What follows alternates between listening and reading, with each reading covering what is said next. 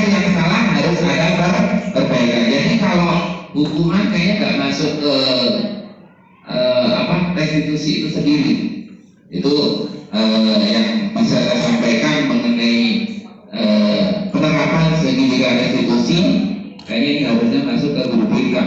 Kita belajar nggak masalah ya, karena kita juga harus tahu paling gambaran-gambaran apa yang harus kita lakukan. Nah, mungkin ada tambahan dari teman-teman karena saya juga masih butuh pengetahuan yang lebih banyak lagi.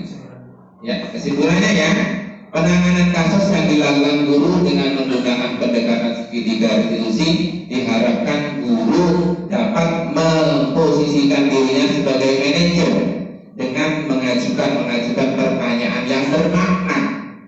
yang bermakna membuat murid lebih mandiri, percaya diri dan bertanggung jawab. Ini kesimpulan yang saya sampaikan dari permasalahan tadi. Saya mencontohkan cuma satu kasus ya, sebenarnya banyak banget, tapi mungkin berbeda-beda tiap kelas. Mungkin itu yang dapat saya sampaikan. Kalau ada pertanyaan mungkin ada tambahan silakan ya. Terima kasih, coba. Baik, terima kasih Pak Ansar. Teman-teman berikan tepuk tangan dulu buat Pak Ansar untuk menyampaikan kita bersama. Ya menarik sekali ya tadi yang disampaikan oleh narasumber kita ya terkait dengan sisi positif dengan temanya penerapan segitiga restitusi. Nah, Bapak Ibu yang saya hormati, kita akan membagi menyediakan satu termin dulu untuk memberikan kesempatan kepada Bapak Ibu untuk bertanya atau memberikan saran dan masukan atau terkait dengan materi yang kita bahas siang ini. Silakan Bapak Ibu bisa memberikan pendapatnya. Untuk itu saya persilakan ya, mungkin di termin pertama ini 2 atau 3 penanya terlebih dahulu. Ya, siapa dulu yang mau bertanya? Pak Thomas, boleh silakan Pak Thomas. Enggak. Oh enggak ya. Ya, Pak Hendra mau bertanya. Ya, tadi menarik sekali ya Bapak Ibu. Jujur, ini merupakan hal baru juga atau topik baru buat saya ya, buat saya pribadi. Ya, tadi terkait dengan terutama segitiga restitusi gitu. Saya jujur baru mengenal ya, baru tahu ya. Nanti teman-teman kita coba kupas ya untuk tahu lebih dalam nih. Mumpung masih ada di sini Bapak narasumber kita, ayo kita gali lebih luas lagi. Ya, tadi sekiranya sudah disampaikan bagaimana penerapan segitiga restitusi dalam pembelajarannya Bapak Dian Ansar. Ya, tentu di kelas-kelas kita juga pernah menjumpai atau dijumpai situasi seperti itu, ya kan? Nah, mungkin kita selama ini juga punya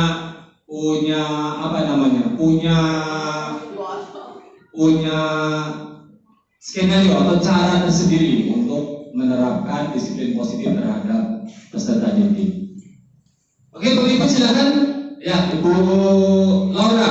Ya, kesempatan yang pertama Ibu Laura mau bertanya langsung kepada Pak Anja. Silakan.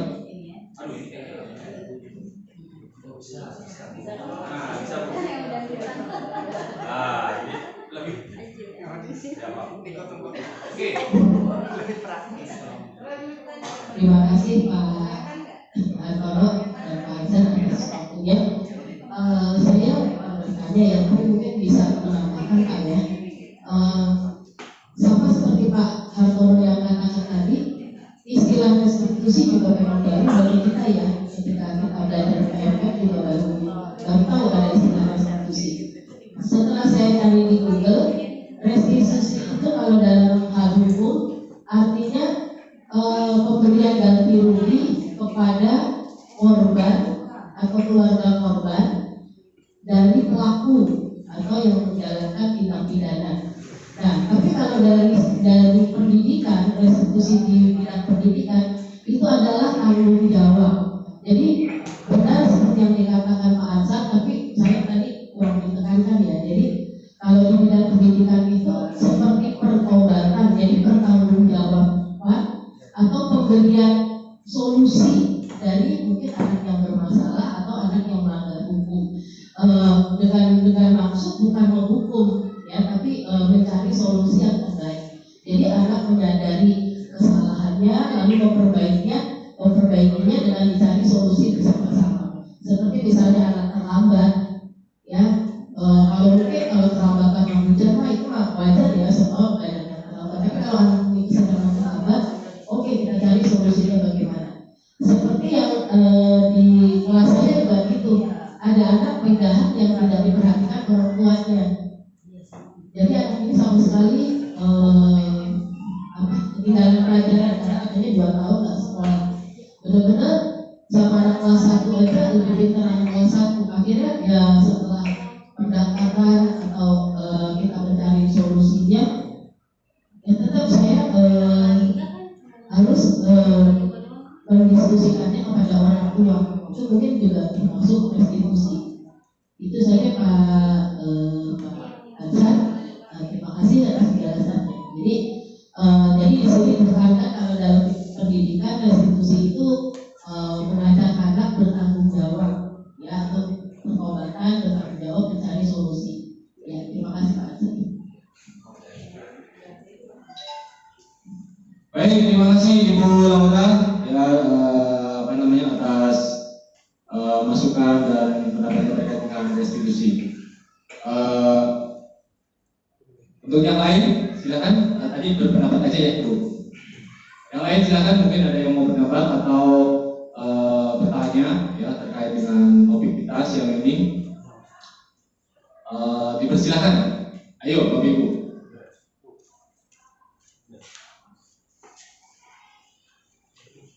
Ya, kalau tidak ada mungkin begini. Ya, saya sebagai istilahnya moderator, kalau diperbolehkan bertanya nih Pak, ya nanti karena kita sifatnya sharing gitu, mungkin saya ingin mengajukan pertanyaan nih, ya. Pak Ansar ini tadi menyampaikan studi restitusi dalam penerapan pembelajarannya. Nah, yang ingin saya tanyakan, Bapak,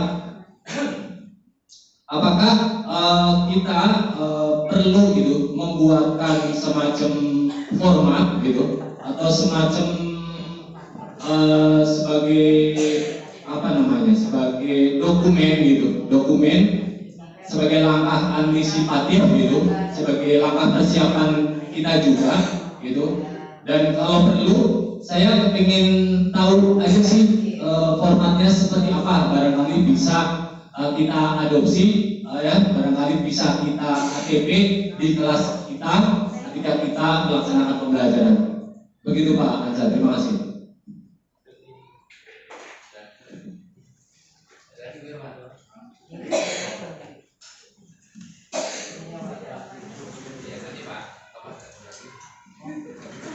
Bismillahirrahmanirrahim. Ini saya sangat singkat. Ya. Jadi terima kasih tadi dua orang mengenai masukannya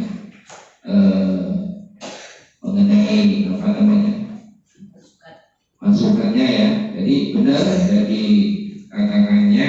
Jadi kalau melibatkan orang tua itu memang juga paling enggak sepengetahuan orang tua lah. Kita walaupun memberi tanggung jawab kepada anak sekali 2 kali kita lihat evaluasi, mungkin kalau memang benar-benar tidak berubah atau tidak bisa kita pakai penerapan seperti ini, paling enggak kita cari solusi lagi.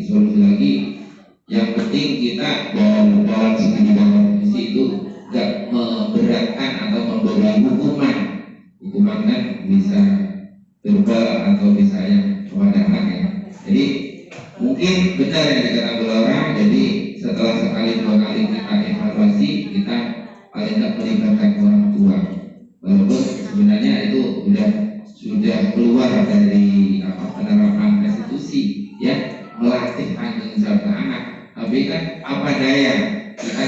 sebagai bapak ibu guru tanpa ada sinergi yang baik dengan orang tua, pendidikan tidak akan terlaksana dengan baik. Itu sudah menjadi kodrat ya, kodrat dalam pendidikan.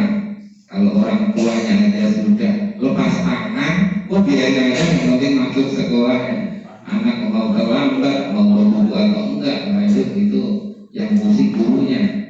Sudah ditegur berkali-kali, kalau di rumah tidak dilatih disiplin, pasti akan berpengaruh besar bagi anak ya.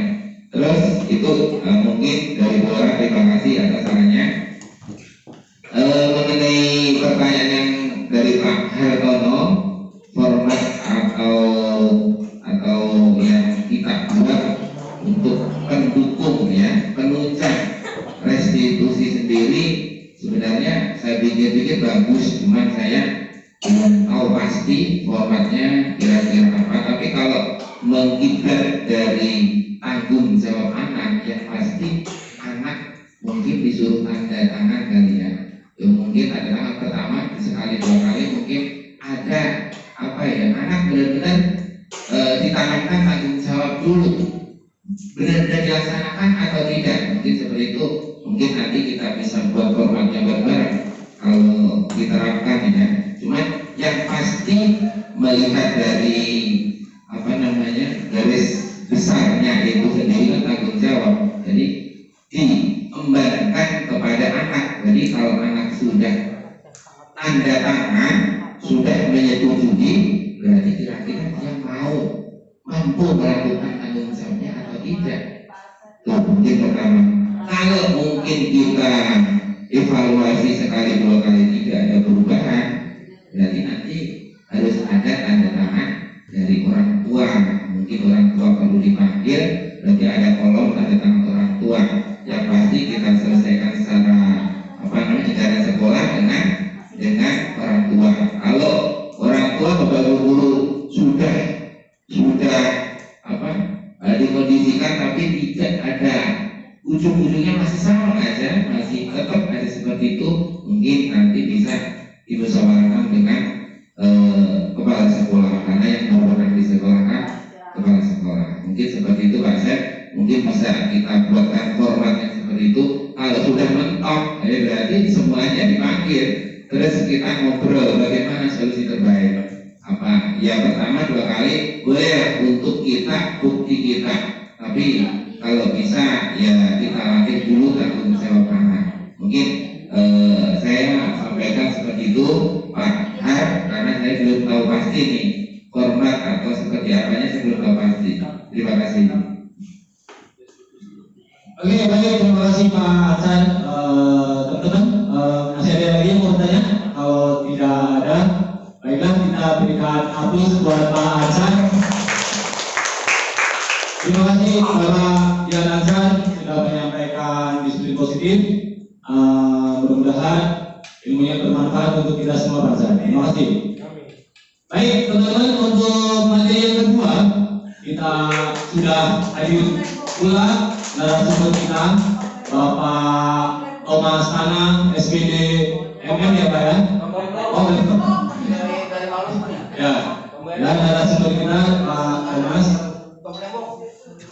dengan topiknya Pak Thomas. Ya. Topik temanya apa? Berkebinekaan global. Permainan. Dengan topik berkebinekaan global. Ya, kita tunggu persiapannya Bapak Ibu. Mungkin Bu Rosi bisa memimpin SPG terlebih dahulu. Adam Pangkal.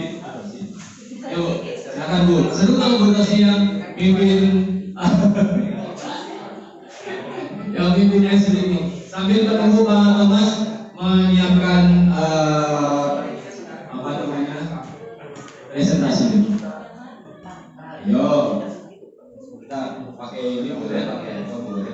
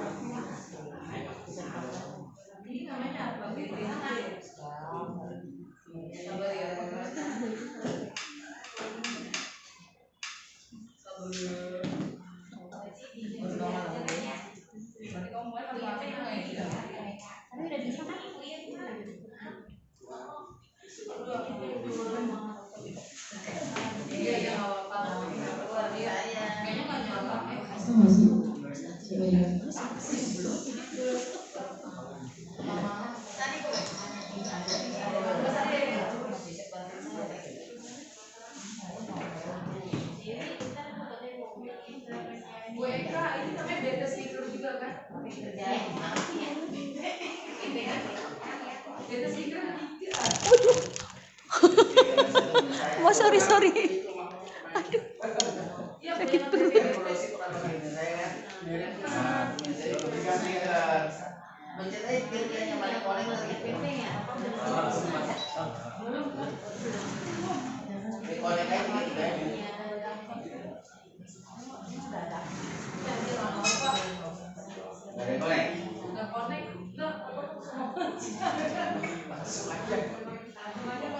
Langsung aja ya, terima kasih.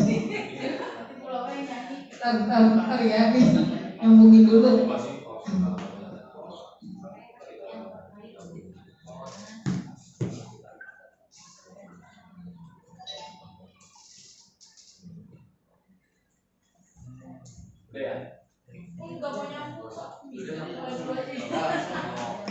Baik Bapak Ibu, kita langsung saja kepada materi yang kedua, ya.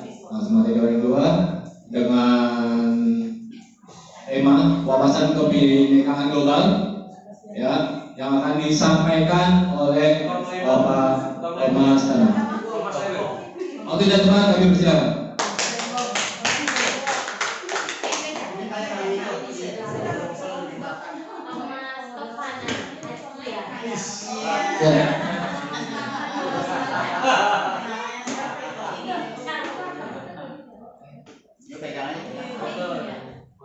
Oke, terima kasih Pak Hartono.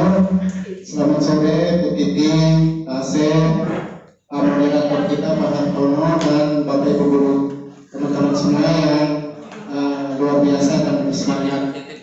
Perkenankan saya pada kesempatan ini cuma mau berbagi tentang kegiatan yang saya lakukan di PMM kemarin berhubungan dengan materi kita di yang mau di-upload untuk kinerja. Ya, jadi yang saya ambil itu topiknya wawasan kebinekaan global kemitraan dengan penguatan karakter atau fungsi fakta.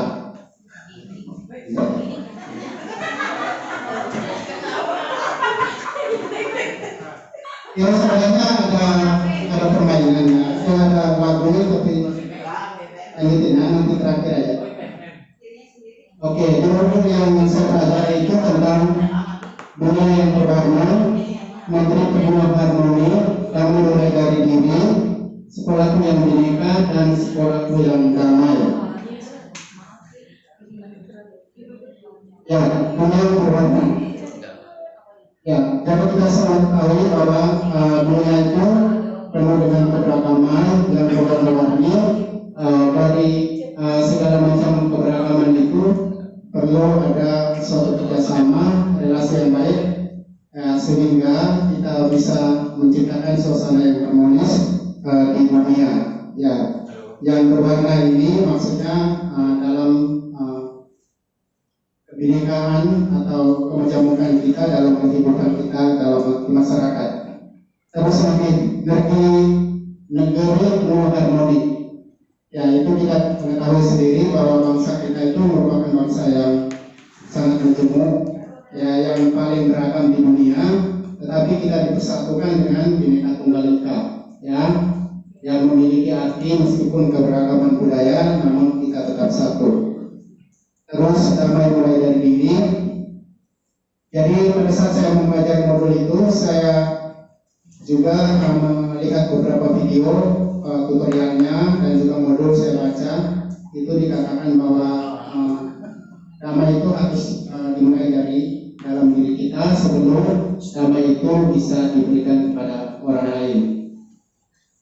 Kebencian atas nama apapun hanya bisa terkikis habis manakala manusia memperkuat sikap cinta kasih sayang dan belas asih, sikap damai dan bersedia hidup saling mengenal dan menghargai, membuka diri untuk hidup berdampingan tanpa melihat segala perbedaan. Itu sekolah yang bineka ini lebih pada sekolah, ya, seperti di sekolah kita ini latar belakang siswa ataupun kita guru semua berasal dari keluarga atau latar belakang keragaman, namun keragaman itu bukan menjadi sebuah yang menghambat apapun yang ada di lingkungan sekolah. Terus sekolah itu yang damai, ya. Jadi sekolah yang damai itu bagaimana? Sekolah yang damai itu sekolah yang bisa memberikan kedamaian kepada semua warga sekolahnya, anak peserta didik dan juga orang tua, ya, dilayani dengan baik. Lalu setiap warga sekolah itu juga harus selalu memahami, ya, mengerti, dan sekolah juga harus menjadi tanam yang mendukung terwujud profil pelajar Pancasila. Itu aman. Oke. Ya, ini waktu dalam PNM ini dilaksanakan. Jadi saya menerapkan permainan identitas diri di kelas 6D. Jadi di kelasku itu menerapkan sebuah permainan itu namanya permainan identitas diri. Oke, terus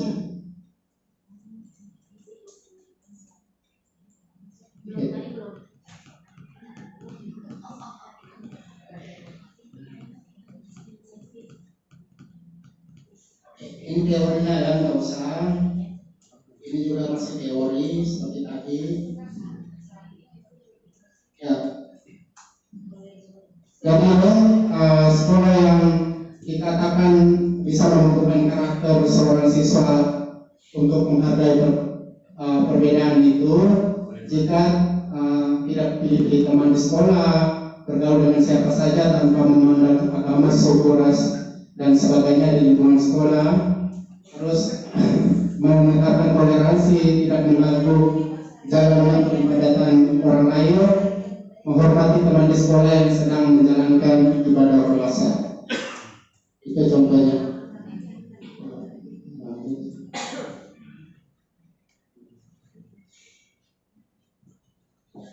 Masih teorinya. Ya, permainannya itu, ya. Jadi permainan identitas diri, deskripsinya itu permainan siswa bermain dengan tema identitas diri, ya. Terus menyebutkan salah satu identitas, misalnya berdarah Jawa, maka siswa yang merasa dirinya berdarah Jawa akan ke depan kelas. Jadi beberapa siswa merasa berasal dari suku Jawa ke depan kelas. Terus identitas lain itu misalnya berdarah Sunda, Betawi, Sobat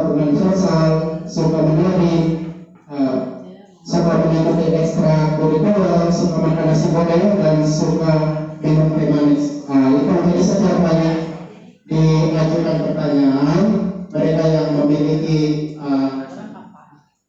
hobi atau minat seperti itu akan bermaju ke depan kelas. Lalu menjelaskan bahwa setiap identitas atau perbedaan yang dimiliki merupakan hal yang ada dalam diri setiap orang. Jadi setelah mereka ke depan kelas diminta untuk berdiri berjejer, lalu bergandengan tangan. Setelah itu, setelah permainan itu selesai, baru dijelaskan. The Bluetooth device is ready to pair. Bukan. Jadi setelah itu dijelaskan bahwa di perbedaan itu wajar dalam kehidupan kita, ya, baik di rumah, di lingkungan sekitar maupun di sekolah. Jadi kita harus menerima dan menghargai perbedaan tersebut.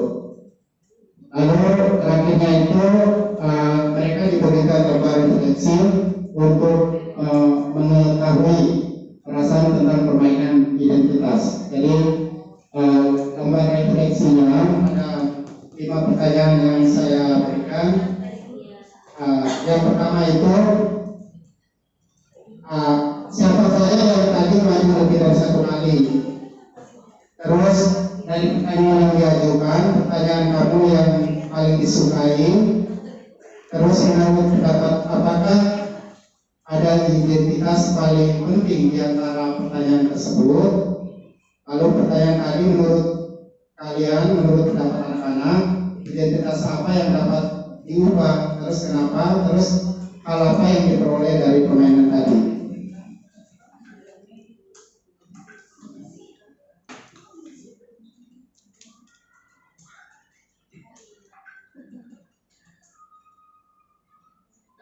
Ini gambarnya pada saat anak-anak sudah maju ke depan.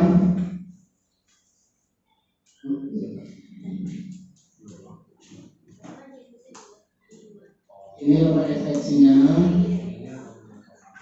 Oke, jadi kesimpulan dari permainan atau pembelajaran itu, sejatinya identitas merupakan ciri khas yang dimiliki seseorang secara kodrat. Setiap orang bisa memiliki beberapa identitas. Dari identitas tersebut, ada yang dirasa lebih penting dari identitas yang lain, karena pada hakikatnya manusia tidak puas dengan apa yang dimiliki. Setiap orang dapat berbeda dalam menghayati mana identitas yang lebih berharga. Identitas diri yang berbeda membuat satu individu unik. Perbedaan membuat kita saling melengkapi. Perbedaan membuat toleransi semakin berkembang dalam diri. Perbedaan itu lumrah dan indah dalam lingkar kehidupan.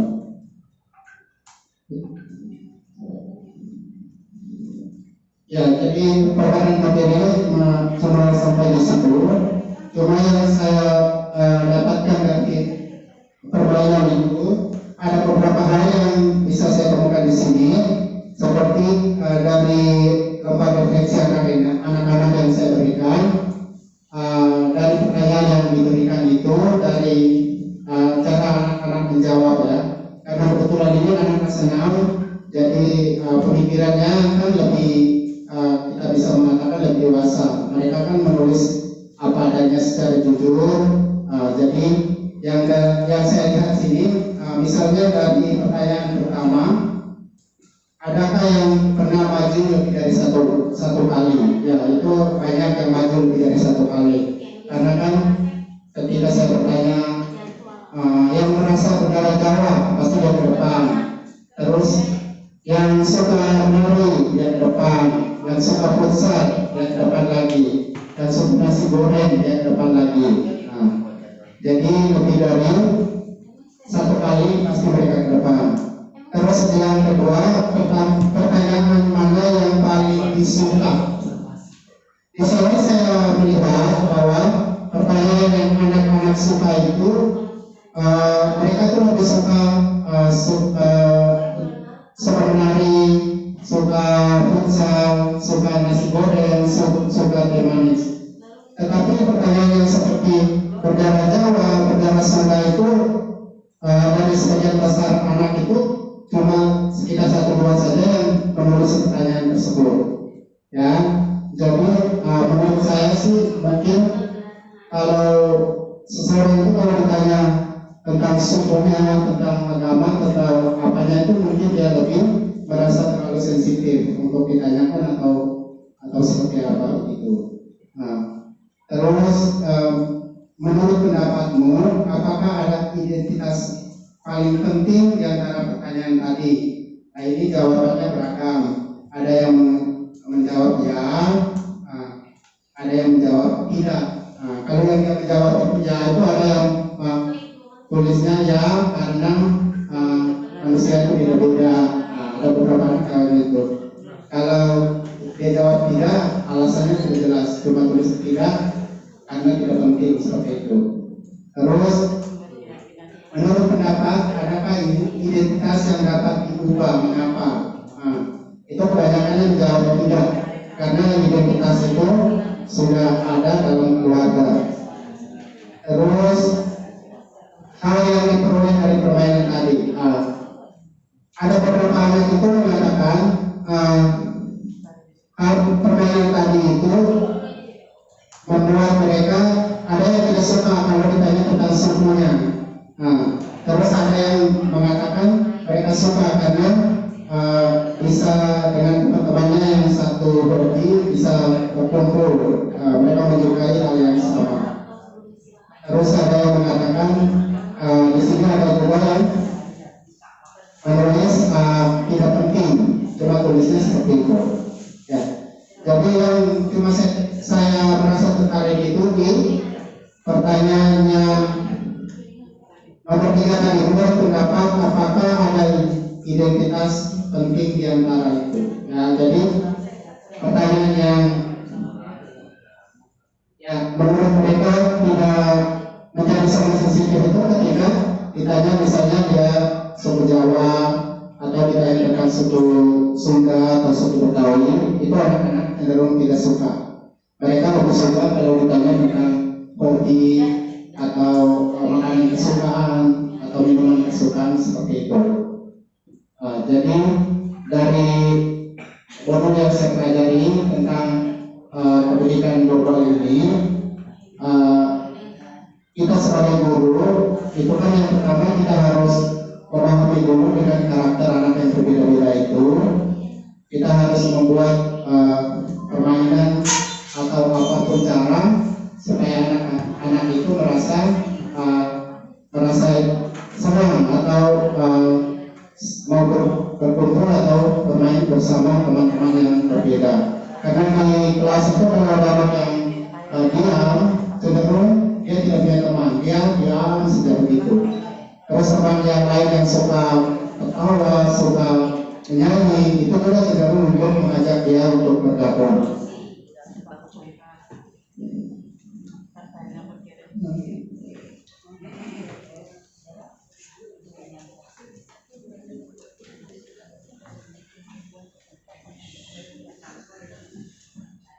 Itu saja dari saya, pertanyaan singkat ya.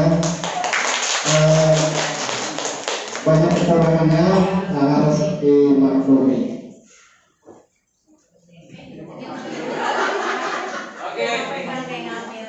Oke, baik, terima kasih Pak Thomas. Ya kita berikan tepuk tangan lebih dahulu, ya meskipun belum selesai, ya buat menyemangati kita semua. Nah, Bapak Ibu silakan ya bertanya ya terkait dengan praktik baik yang sudah Pak Thomas laksanakan. Barangkali ya mungkin ada kesamaan ya di antara di kelas Bapak Ibu gitu, atau mungkin ada yang kurang jelas nanti bisa ditanyakan kepada Bapak Thomas, nanti mungkin bisa sharing ya untuk berbaginya gitu terkait dengan mungkin persoalan-persoalan apa yang dihadapi di kelas pembelajaran kita terkait dengan tadi penerapan pendidikan global seperti itu. Nah, untuk itu silakan Bapak Ibu yang mau bertanya, dipersilakan, monggo. Untuk termin yang pertama ini saya berikan 3 pertanyaan ya, jangan banyak-banyak. Ya silakan. Ya, Bu Eka silakan.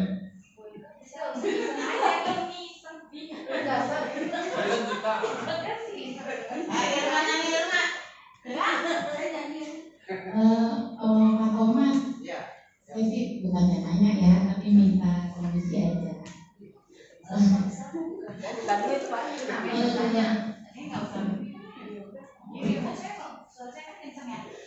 Iya Pak.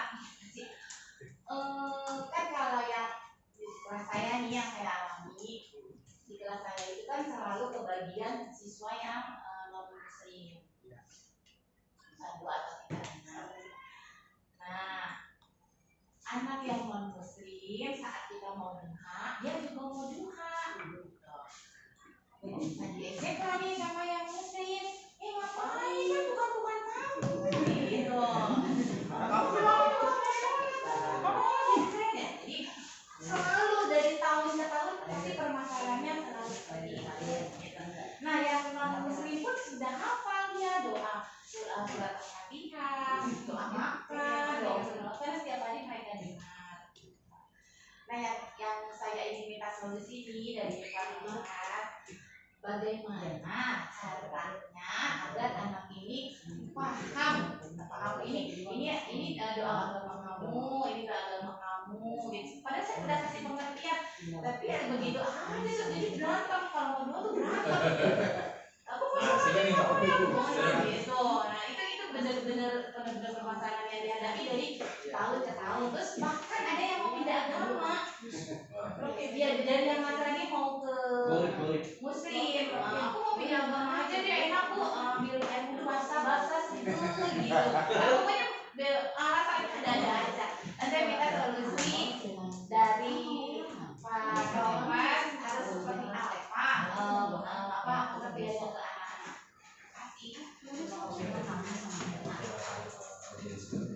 Ya, terima kasih Bu Eka. Pertanyaan yang bagus sekali ya untuk menarik untuk kita sharing bersama. Mungkin di kesempatan ini bisa ya Bu Eka, pertanyaannya kan saya kembali lemparin ke Bu Lio, Bu Molis, Bu Laura, Bu Rosi, mungkin bisa memberikan apa ya solusi. Kalau saya sih tanggapi kan pertama kan karena dia itu kan masih anak kecil ya, dia kan pasti dia mau ikut temannya, ikut rame-rame aja sih seperti itu. Sebenarnya kan pas itu yang berjalan ya Bu ya. Ya kalau yang setiap hari wilayahnya betul. Karena itu tadi dia ikut temannya kan main-main air kayak gitu kan, anak-anak kan pasti suka seperti itu. Kalau untuk anak kecil itu kalau karena saya belum pengalaman di kelas 1 untuk meyakinkan mereka itu memang susah karena kan dia sudah seperti itu. Lalu kita kan bisa berpikir bahwa ya namanya anak-anak dia belum mengerti ya, tetapi ketika temannya yang muslim mengatakan ke dia begitu kan dia jadi bagi dia kan jadi dilema juga kan seperti itu.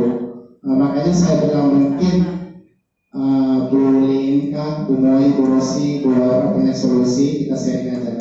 Karena saya juga masih agak sedikit tabu atau ragu dengan ini ya, karena ya ini kan karena proses saya itu anak-anak itu pasti ikutin temannya gitu, itu aja sih. Ayo.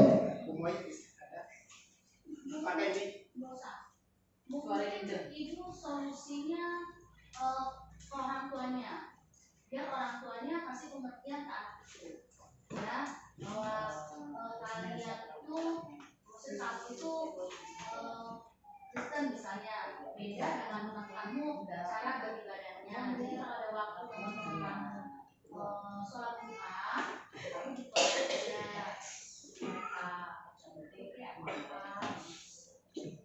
itu aja mungkin solusinya hubungan dengan orang tuanya aja di orang baik kasih pengertian ke anaknya.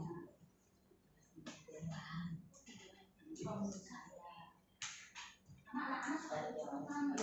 Saya dulu kan sekolah juga di sekolah muslim, kecil. Nah, dan itu sampai sekarang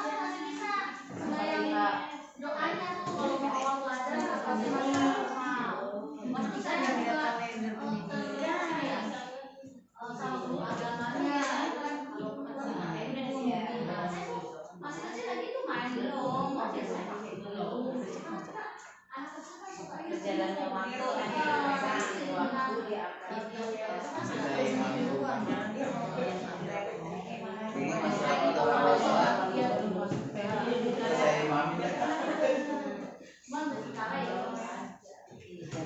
ya waktu itu sih ada kejadian tahun lalu gitu Bu Moy. Jadi saat keluarganya kumpul nih, dia baca sholawat, lah teleponnya itu orang tuanya ke saya, emang ibu ngajarin anak saya nggak ngajarin ya, mereka kan dengar sendiri ya. YouTube ngajarin. Doanya kan memang seperti itu ya, yang lebih banyak kan Islam. Itu kayak Justin ya, bahkan sampai sekarang Justin suka ikut sholat duha loh, walaupun dilarang dia susah. Justin nggak boleh, wah aku suka sama Dania, bilangnya itu masuk Islam. Ya. Udah saya kasih pengertian kemarin juga tuh baik ikutan. Kalau anak-anak agak susah emang ini harus orang tua terlibat memang biar dia jelas lagi gitu. Oke, baik. Ya, demikian ya Bu Ika ya atas sharingnya. Terima kasih atas pertanyaannya. Mungkin ada lagi teman-teman yang mau bertanya, dipersilakan.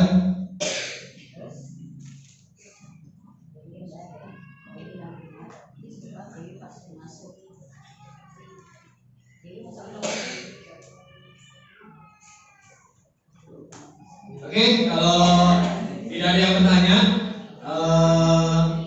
mungkin bisa kita berikan hapus kepada Pak Thomas.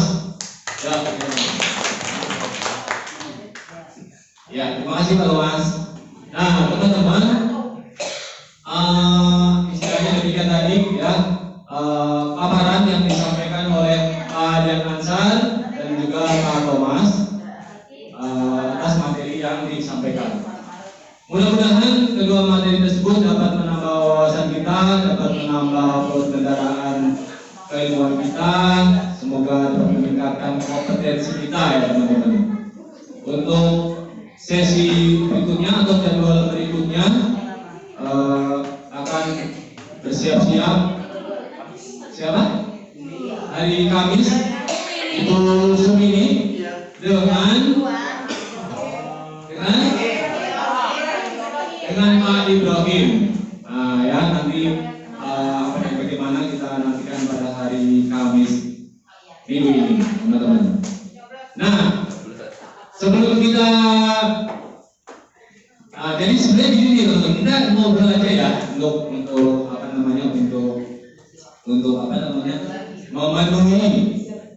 memenuhi waktu kita ya. Sebenarnya untuk berbagi praktik baik itu kalau sesuai di pengelolaan kinerja itu minimal 2 jam ya kan, 2 jam. Nah, diharapkan dengan waktu 2 jam itu kita dapat istilahnya memadai materi yang bisa kita serap gitu, yang bisa kita terima seperti itu ya. Nah, nanti mudah-mudahan dari waktu ke waktu kita akan terus mengevaluasi pelaksanaan praktik baik yang sudah kita laksanakan ya, dan insya Allah kita akan semakin baik teman-teman demi kemajuan sekolah kita SDN Negeri Widyadit Selatan 01. Oke, ya sebelum kita closing, ya mungkin kita berharap saran dan masukannya, kemudian juga sharing pengalamannya terkait dengan paparan atau berbagai praktik baik ini, barangkali Bapak Asep Puspion bisa memberikan bimbingan atau arahan atau saran dan masukan buat kegiatan kita Pak Asep. Atau Ibu Titi sedang sibuk ya, jadi mungkin sambil menunggu waktu kita teman-teman, Bu Ibu siapa namanya? Bu Irma. Bu Irma mungkin bisa memberikan apa gitu speaking gitu. Kayaknya kalau Pak Hendra seru nih, Pak Hendra. Speaking Pak Hendra. Ayo. Ada apa? Seru kan?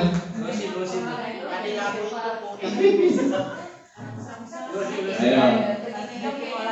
Ini ya, kalau kemarin tuh anak-anak kelas 4 tuh bisa yang The Bluetooth device is connected successfully. mungkin ada teman-teman ada yang bisa kita tepuk tangan gitu, yang teman-teman gitu kan.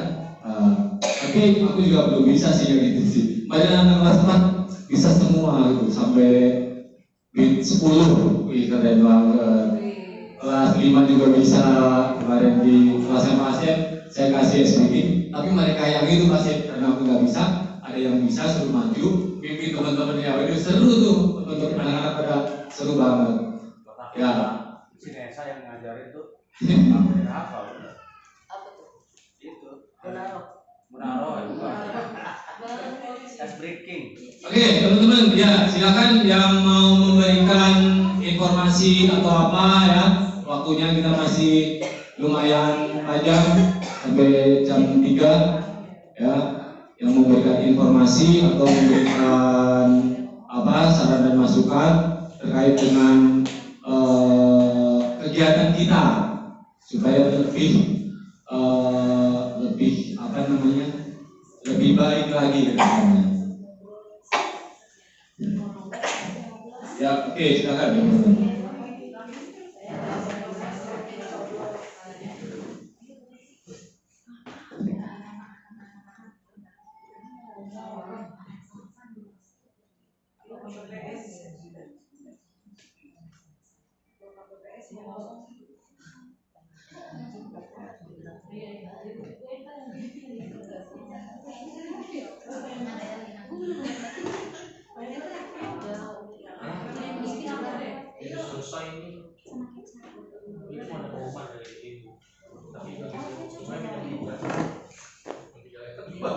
Paham?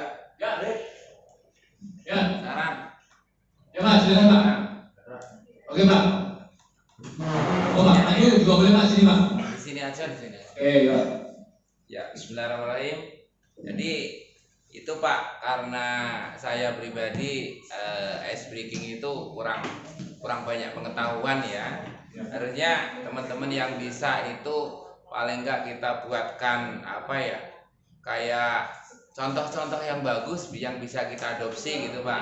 Kan ice breaking bukan hanya lagu, bisa pakai game, bisa pakai tepuk tangan, bisa pakai apa namanya musik yang diputus-putus, atau mungkin contoh gambar itu kan banyak banget Pak. Jadi sebenarnya kita harus paling enggak yang pengetahuannya banyak itu ya ajarilah kepada kita supaya kita terapkan, nggak bosen di kelas kalau waktu belajar. Kadang saya pribadi jam 9 kurang seperempat itu anak-anak udah lapar gitu Pak. Makanya saya ntar belum istirahat itu kasihan banget. Kalau kita selingi dengan ice breaking mungkin kan jadi sambil menunggu istirahat kan bagus gitu Pak. Paling enggak. Terus ini lagi Pak, mengenai anak-anak yang pramuka itu ya belum ada khusus. Yang siaga sama penggalang itu tepuk semangatnya berbeda-beda, sama tepuk pramukanya berbeda. Itu bagaimana kalau kita minta pembinanya diseragamkan. Jadi kelas 1 sampai kelas 6 menjadi tepuk pramuka, klok. Bagaimana SDNT SDS itu biar sama gitu. Jadi kalau pramuka itu kayaknya kurang ada kompak ininya Pak, apa namanya?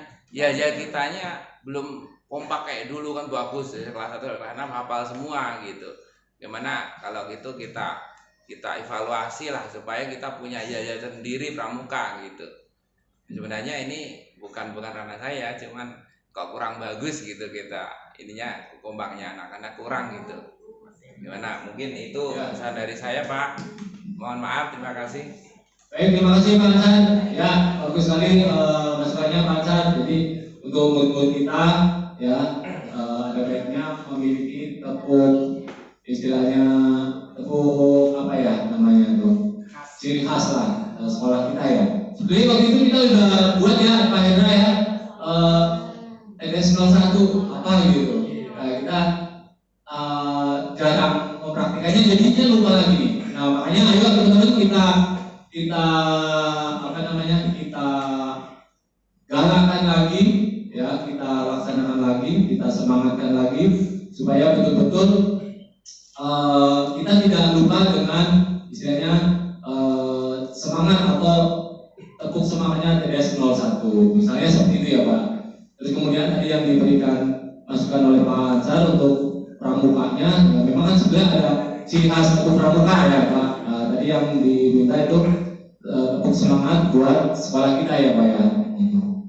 Ya nanti kita coba gali lagi Pak yang sebelum waktu itu sudah kita miliki ya, kita coba balik lagi. Nah itu Pak Hendra kebetulan masih ingat ya Pak Hendra ya. Coba Pak Hendra sini silakan Pak Hendra. Sebenarnya Pak. Oh dari situ aja. Untuk ya. Masukan aja Pak. Oke. Jadi untuk Bapak Ibu waktu itu ini pembahasan mengenai eskul ya. Waktu itu Ibu pernah bilang ya. Jadi Bapak Ibu untuk eskul di sekolah kita ini anak-anaknya agak sedikit menurun gitu. Jadi kata Ibu setiap anak kalau bisa wajib mengikuti satu eskul selain eskul pramuka. Soalnya ini jenjangnya jenjang jangka panjang kalau bisa dibilang, salah satunya yaitu setiap semester 2 itu akan ada yang namanya O2SM ya, O2SM. Jadi kalau bisa ini sih harus diomongin lagi ya Pak Asep dan lain-lainnya. Setiap anak kalau bisa harus wajib mengikuti eskul Bapak Ibu selain pramuka gitu. Ya betul. Ya terima kasih Pak Hendra. Teman-teman nih mengingatkan ya Pak Hendra dan kita semua. Memang seperti saya ingat yang sudah disampaikan oleh Ibu Kepala Sekolah Bu Bisnisisi bahwa setiap anak ya harus memiliki kegiatan ekstrakurikuler selain pramuka minimal 1 ya. Nah Bapak Ibu mungkin nanti ya mulai minggu ini gitu kan bisa dicek kembali atau divalidasi kembali terhadap muridnya di kelas ya, memastikan mereka memiliki ekstrakurikuler apa gitu. Syukur-syukur dicatat aja, jadi Bapak Ibu kelas bisa memastikan bahwa oh yang ini belum nih, anak ini belum nih gitu, anak ini udah gitu. Seperti itu ya Bapak Ibu. Ya Bu.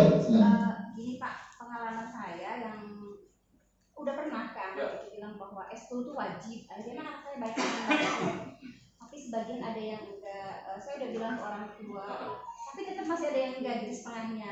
Mungkin masukan aja barangkali kalau hanya saya yang bicara nggak didengar, barangkali surat resminya.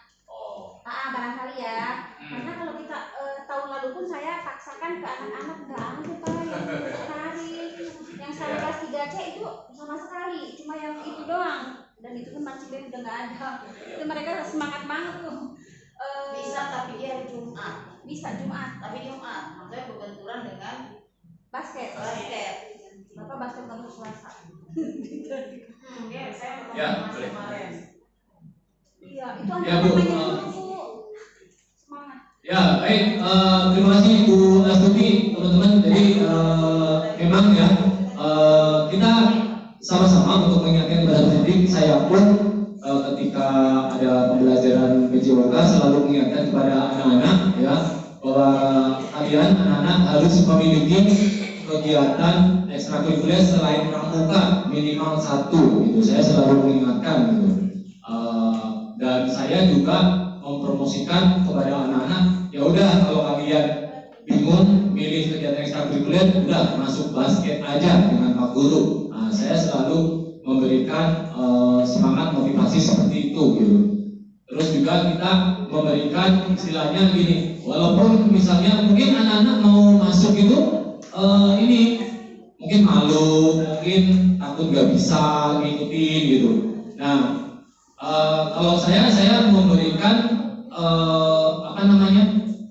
keyakinan dulu, sugesti dulu kepada anak-anak, pasti bisa nanti kita belajar sedikit-sedikit gitu. saya memberikan sugesti supaya mereka mau datang gitu. Dan mudah-mudahan untuk kegiatan yang lain juga seperti itu gitu kan. Ada karate, ada pencaksilat, ada bola basket, ada paduan suara. Ya, memang sementara ini yang banyak pesertanya itu paduan suara dan bola basket. Ya Bu ya, itu paduan suara banyak juga, banyak banget gitu. Ya bersama dengan bola basket. Nah, yang mulai minim kita memang itu pencaksilat dan karate gitu. Nah, tadi terkait dengan Ibu Astuti gitu, kita mungkin yang pertama sama-sama saling mengingatkan kepada para pendidik. Yang kedua tadi Ibu Astuti mengusulkan adanya pemberitahuan dari sekolah untuk orang tua murid ya Bu ya Bu Astuti. Ya jadi nanti kita tindak lanjuti kita lanjutkan. Ya Pak, silakan Pak, makasih. Sabtu lusa saya ibu dengan Bu Rosi itu ada acara Lokakarya. Ini diminta bawakan yel-yel kompel sekolah masing-masing Pak. Nah ini tadi sekali 3 uang ya, benang merahnya ada tuh, ombel ya. Nah teman-teman, ini biasanya seru nih kalau bikin yel-yel seru nih, kreatifnya nih Bu Rosi gitu. Nah tapi teman-teman mungkin bisa kita ciptakan sekarang sekaligus, nanti besok-besok diopakin tuh. Coba teman-teman mungkin ada yang punya ide gagasan ya, tadi yang disampaikan oleh Pak Asep, kebetulan nanti diminta untuk membuat yel-yel komunitas belajar ya Pak Asep ya. Oke, ayo teman-teman. Coba minta masukannya nih. Bu Linora biasanya jago nih bikin yel-yel nih. Bu Linora. Ayo kita belajar. Itu bisa kan? Ayo kita belajar dengan komunitas belajar. TDS 01. Yes. Enggak itu salah aja tuh. Nah, ayolah bisa nih, masa bikin 1-2 menit nggak bisa? Yuk kita pikirin yuk. Masih harus langsung jadi bahasanya. Yuk teman-teman, coba Pak Hendra buka ini aja, nanti adopsi buka yel-yel Epika. Ya di YouTube. Epika. Ya apa aja deh, coba ya. Memang kalau yel-yel kan kita bisa mengadopsi dari yel-yel yang udah ada gitu. Biasanya yang yel-yel standar sih ngikutin irama lagu gitu, terus kita ganti ininya, itu yang standar sih, ya kan? Kayak misalnya kalau ada 5, nanti diganti misalnya. Itu standar yel-yel seperti itu. Nah, kita kepingin nih yel-yel yang bener-bener fresh gitu. Ayo dong, nah buat itu nih. Ayo Bu, coba, maksudnya dimunculkan aja kan nanti kita terlintas gitu. Nanti kan kita bisa terlintas gitu, seperti ini gitu. Apa ya? Mau mengadopsi dari lagu misalnya, nanti tinggal diganti semangatnya. Yang waktu TV itu bagus diadopsi lagi aja. Yang iya pasti mungkin yang pernah kita ke Indosiar atau apa kan ada yel-yel tuh. Nanti tinggal diganti aja. Iya sih yang itu bisa. Coba ayo kita harus pantengin nih. Bagus. Jangan oke Sekarang aja kali, sekarang terus hari Kamis kita. Ya udah ini ya. Ini kan hari Selasa nih. Aduh besok libur saya ya. Nanti hari Kamis kita ini ya. Masing-masing bikin satu-satu yel. Ya. Oke, baik sebelum kita tutup barangkali ada masukan dari Ibu kita, Ibu Titi Senese, waktu dan tempat kami persilakan. Terima kasih Pak.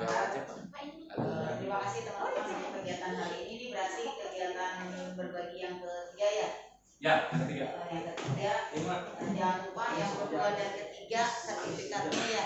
Yang kedua udah Bu, yang ketiga belum. Sudah, berarti tinggal yang Hari ini Bu. Hari ini, Bu. Biar teman-teman bisa mengunggah ya. Terus kalau udah ketiga berarti yang pengurus yang termasuk di dalam yang ada di SK Komel itu setiap 3 kegiatan berarti dapat 1 sertifikat. Oh, oke. Ya, itu nanti dipikirkan. Ya. Nah, ini berarti saya selesai tuh 3 kali ya, saya kembali terakhir menyelenggarakan berarti sertifikat.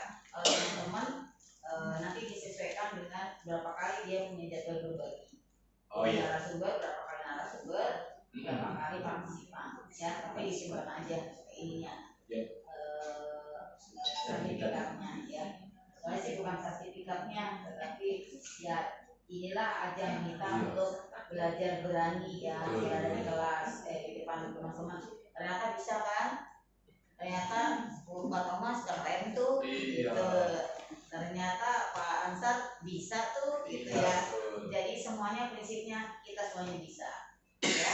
Jadi jangan malu, jangan istilahnya takut gitu sampai nggak bisa tidur gitu. Biasa aja. Anggap saja yang duduk di sini adalah teman-teman masih lagi murid gitu. Jadi makanya saya lagi di depan kelas. Semoga saya maju Ibu lagi. Dia ada grogi. Nah, itu ya kalau ada grogi. Anggap aja saya nggak ada apa-apa. Enak gitu kan?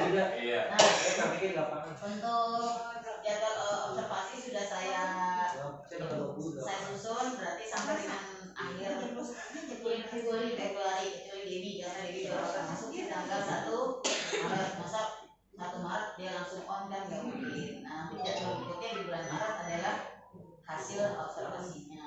Nah, tadi ada 3 kok saya nggak muncul ya, ternyata yang saya cari-cari novel Pak Hartono sama Bu Dewi ternyata belum mengisi, ada yang belum mengisi. Jadi nanti setelah ini teman-teman silakan kirim RPP-nya ke Mas Sarjani sesuai dengan tanggal itu. Mau materinya dirubah boleh, nggak dirubah seperti yang dibikin kemarin juga boleh. Hanya tanggalnya saja disesuaikan dengan jadwal observasi yang saya share barusan ya. Nanti kirim aja ke Mas Sarjani biar ditempel tanda tangan saya. Kenapa kelas 6 saya dahulukan? Karena kelas 6 hari Senin sudah mulai berjuang untuk ujian dari PTS ya, terus ujian praktek, terus PAT, berikut ujian semuanya ya. Jadi biar kelas 6 itu selesai di awal. Berarti sudah nggak mikirin ini. Gak usah stres, barangkali saya masuk hanya sebentar. Enggak ya. Sebenarnya foto aja gitu. Iya.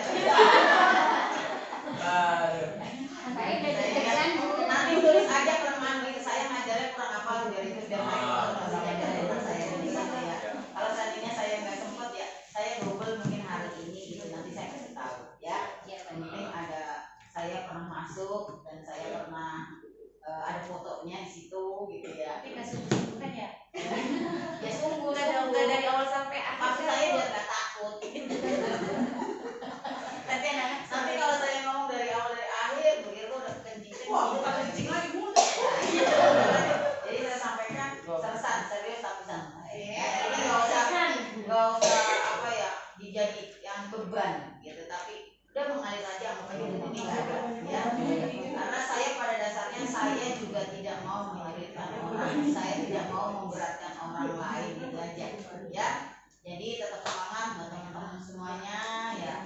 Mudah-mudahan semuanya terjalani, semuanya terlampaui, semuanya terlaksana lah ya. Dan nilainya kan ada di saya. Kalau kemarin bilang saya bingung Bu gitu. Kan yang nilai juga saya, kecuali saya nggak tahu yang nilai orang lain pasti bingung kan gitu ya. Jadi saya percaya, saya yakin semuanya bisa. Nggak ada yang takut. Ada orang ditanya nggak bisa jawab juga nggak apa-apa. Paling aja ke siapa gitu. Ya, tolong bantu Pak Hartono, tolong bantu Pak Asep, tolong bantu jawab WK lah. Gitu. Jadi nggak usah merasa diri, waduh kalau saya nggak bisa jawab repot nih. Ya, itu saja yang bisa saya sampaikan. Selamat berlibur, selamat berpesta demokrasi. Pilih yang cerdas karena pilihan Bapak dan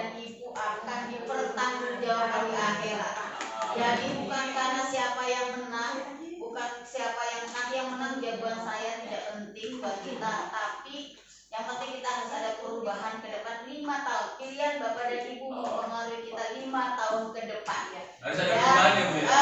Dan jangan sampai golput karena 3 pilihan dari 3 paslon itu mana yang begitu menggebu-gebu membela Bapak dan Ibu guru. Itu saja dari saya. Terima kasih. Yang penting gaji naik. Jangan sulit sama guru. Nah, jadikan pendidikan adalah investasi, bukan sebagai kos pengeluaran. Buat saya jawabannya itu. Hidup siapa? Siapa dia? Hidup Dendi. Kita tahu kok dia komplain kok. Ya baik teman-teman, terima kasih Ibu Jangan lupa yel-yelnya. Oh iya, betul.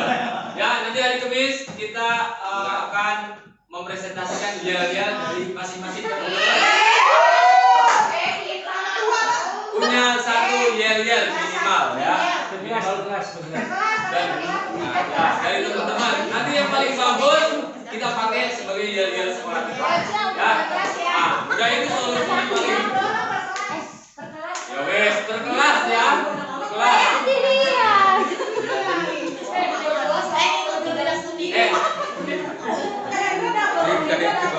Oke. Dewi suruh mikir. Ya baik teman-teman, terima kasih hari ini ya, cukup menarik sekali, sungguh bermakna sekali ya bagi kita semua. Mudah-mudahan ya kegiatan kita bermanfaat pada pagi ini sehingga kita dapat selalu ya meningkatkan kompetensi kita sebagai guru profesional untuk meningkatkan kualitas dan prestasi sekolah kita. Terima kasih. Wassalamualaikum warahmatullahi wabarakatuh. Yang paling berkenan buat kita semua. Ya.